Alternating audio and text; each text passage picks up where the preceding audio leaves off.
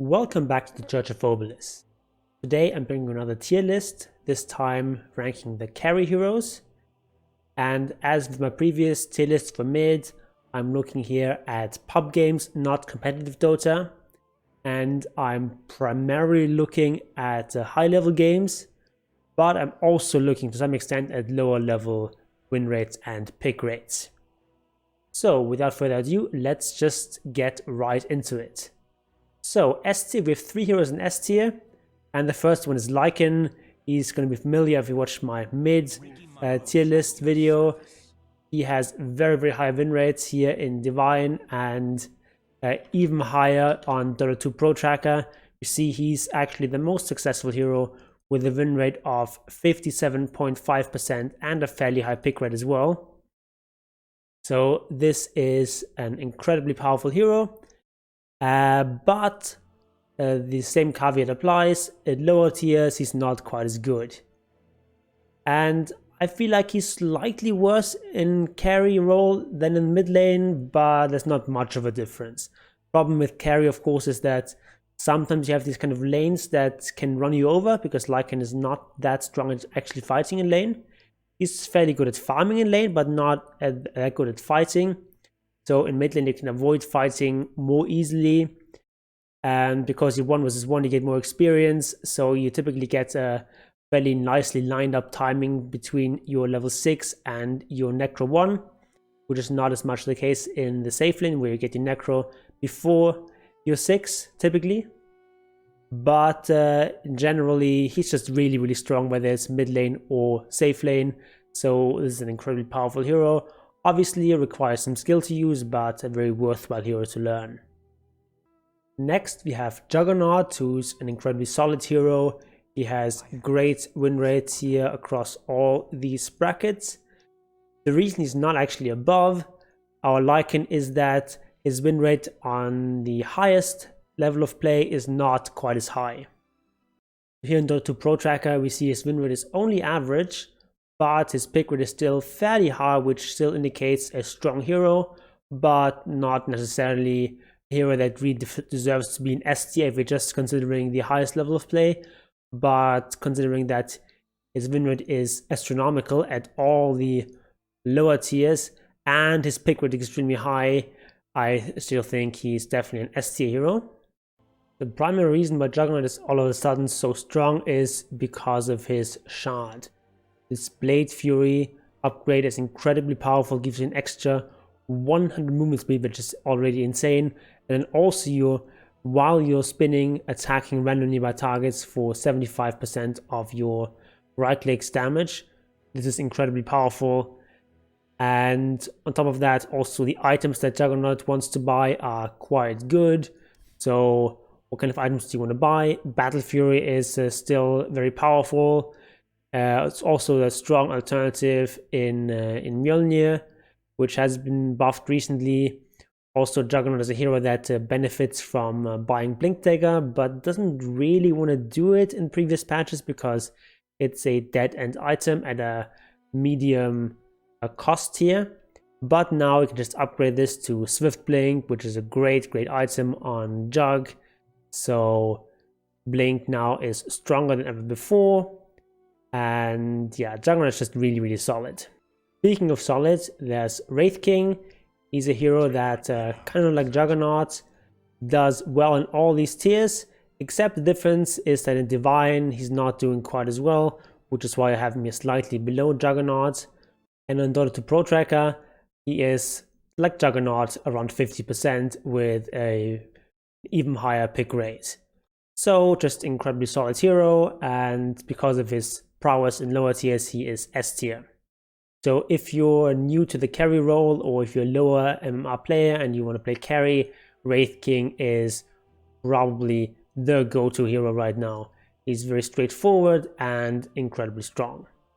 So why is Wraith King so strong in this patch? Well, first of all, there was this rework where the Skeleton Spawn mechanic was moved from Mortal Strike to Vampiric Spirit, and it's now a global aura which only affects you and your skeletons. This means that your skeletons, when they're split pushing, when they're doing camps away from you, are now going to be quite a bit stronger, and this really helps your farming. Another thing that really helps is the new shard.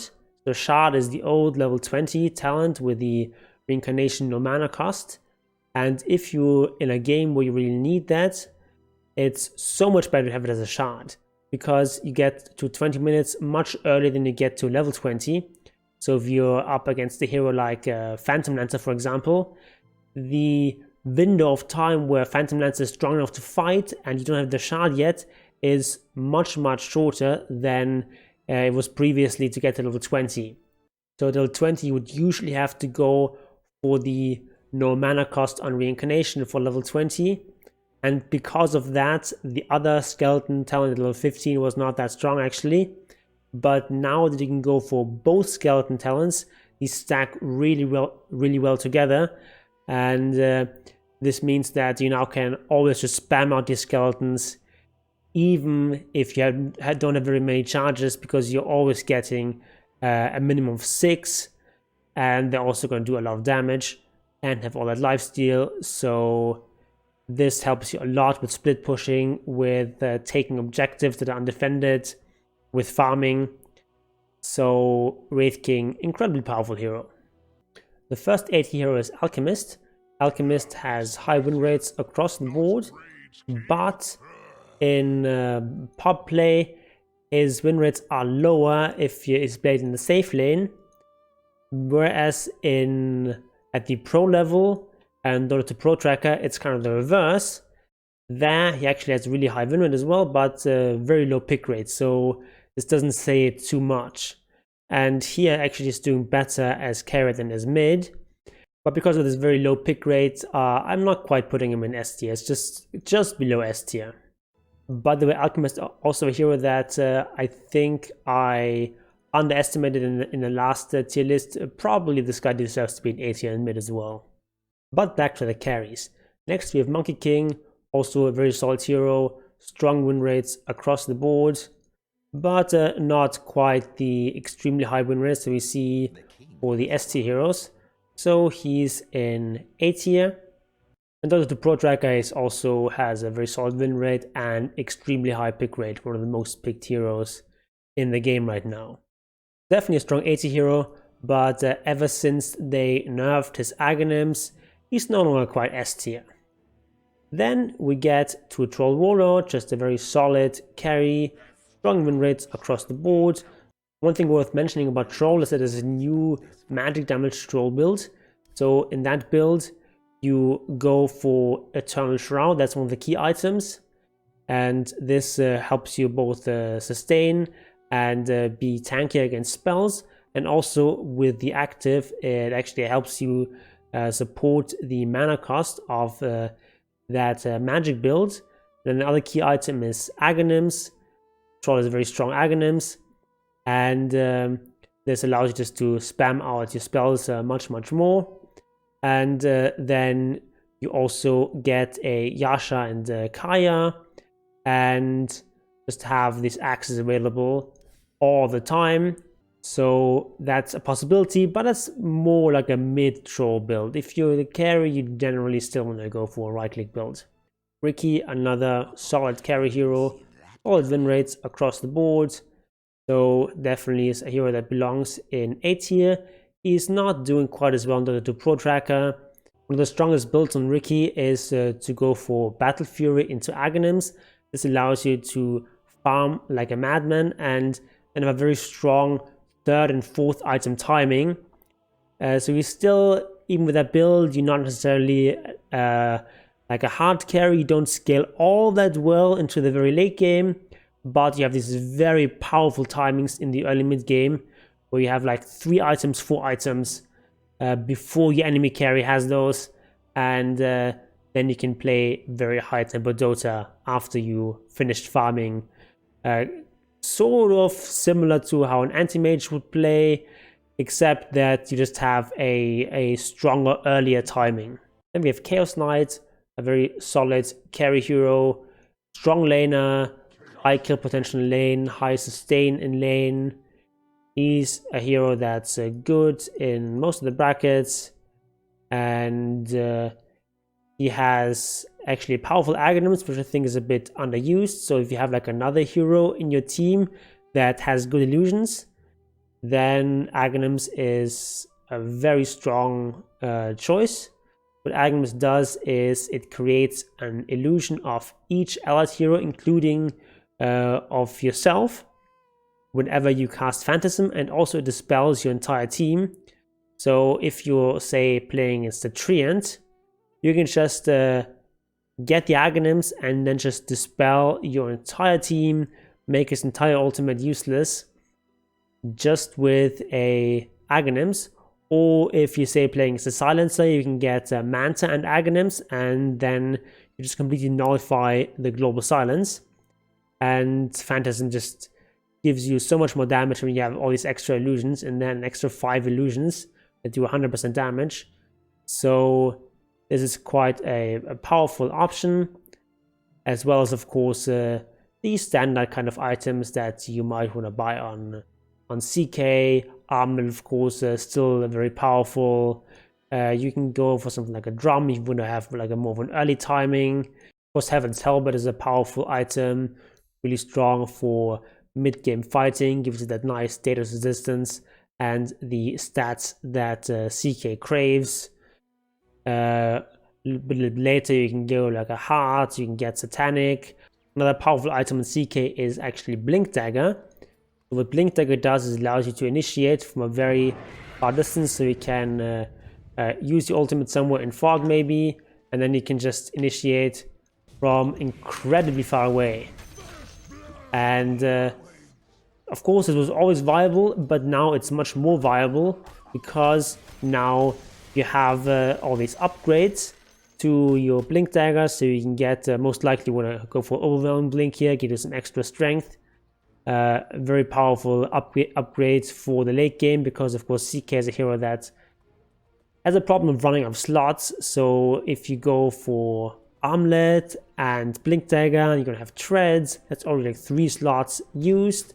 And even though CK doesn't farm all that fast, still if you go for all these cheap items, you're gonna run out of slots eventually. But now that's much less of a problem. Next we have Weaver, hero with pretty strong win rates across most of the brackets. So in these lower brackets, he's slightly below 50%, but as soon as you get to Legend, he is somewhere around like 51.5%. Same is also true in DotA Pro Tracker, 51.4%, with a fairly high pick rate. So this is a really solid hero, and especially of course strong if the enemy team is lacking disable. Also, his shard is really powerful. It's one of the best shards out there. So Weaver just really solid right now, but not like a huge win rate, which is why he's sort of in the middle of this A tier.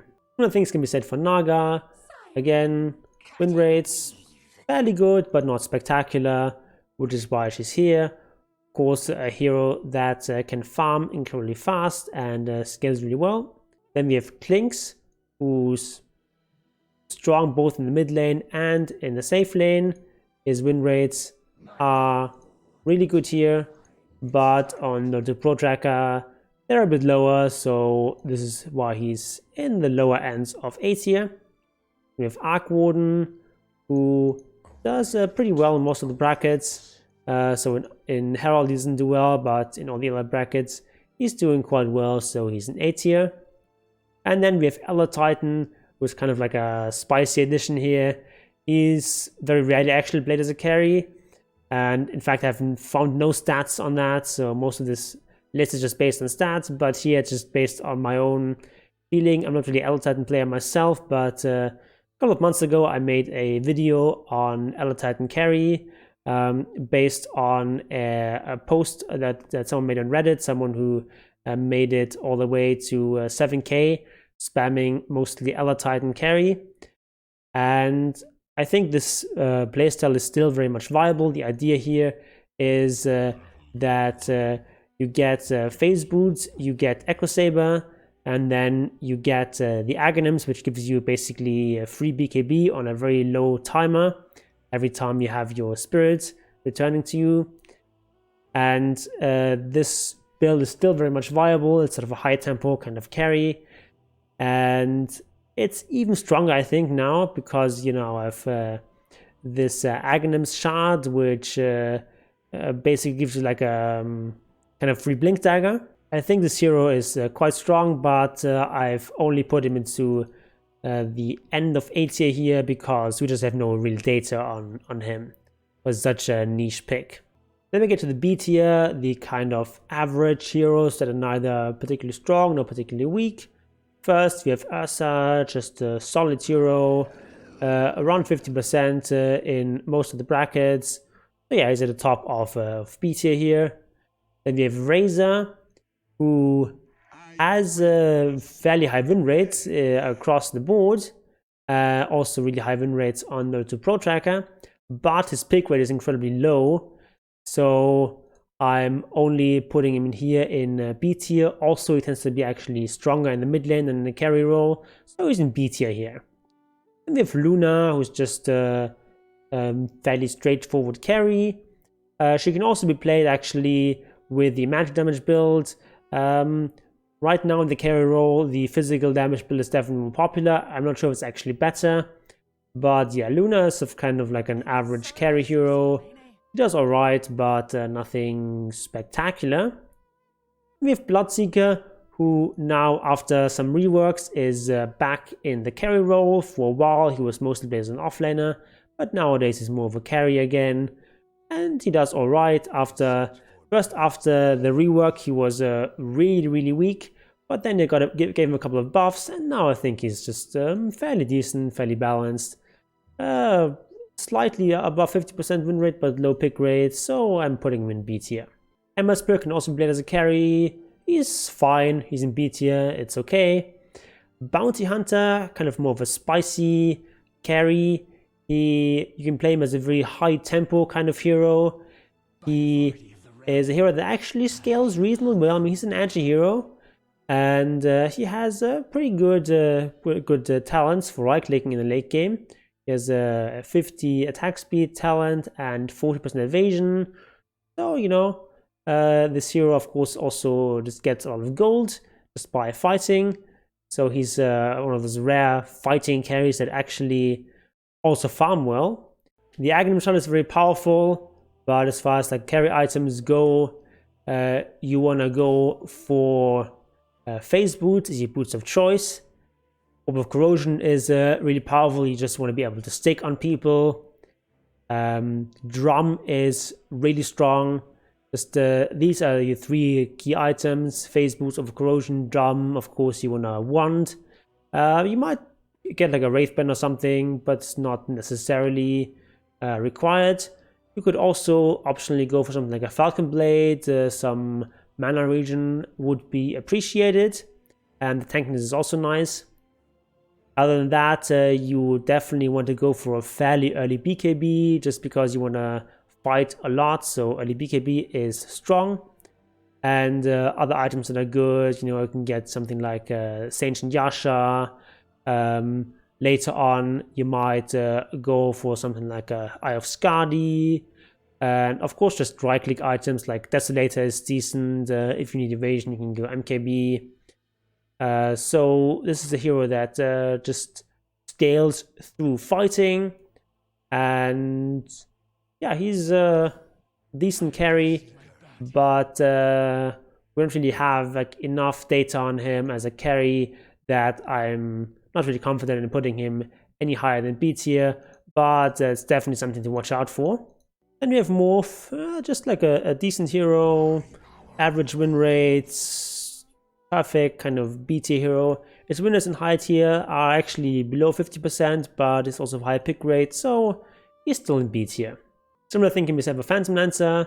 His win rates are not all that great, but his pick rate is fairly high, so he still manages to stay in B tier. Then we have Drow. Drow is just kind of average hero, nothing spectacular about her. She's just okay. Not picked all that much, so he's kind of at the lower end of the B tier. Then we have Anti-Mage, whose win rates are actually even slightly worse than those of Drow, but He's has a very high pick rate, so he's up here on the Pro Tracker. He's not doing all that well. So you see 46.9%, that's fairly low win rate, but he's picked quite often, so he's still in B tier, in my opinion. Then we get to C tier. These are heroes that you should pick if you really love that hero, or if it's like a excellent game for that hero. So first we have Passive Stealer, which just kind of meh. So here we have Slark, who's a hero with, you know, not that great of a win rate, but actually his pick rate is quite high, so I'm actually just gonna move this guy. I'm gonna move this guy to like B tier, somewhere here maybe. I don't know. Let's say like this, because his pick rate is quite high. So yeah, let's let him into the B tier. Also on the Pro Tracker is 50% win rate with reasonably high pick rate. So yeah, let's let him hang out in the middle of B tier. Then we have PA, who used to be really strong, but then she was nerfed quite a lot, and now she's just kind of crummy. So yeah, C tier it is for her. Lone Druid, a hero with you know, very low pick rate. Sometimes he has a high win rate. This kind of fluctuates a lot because the pick rate is so low. So he's just not that strong if you look at the win rates.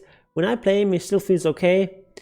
So I'm still happy to pick him, but just objectively probably one of the weaker heroes right now. Then we have Prophet, who can be played as a carry, kind of unusual role for him, but definitely viable. His win rates, as usual, are not very high because he's a very hard hero to play. But if you're really good with this hero, you can still pick him situationally.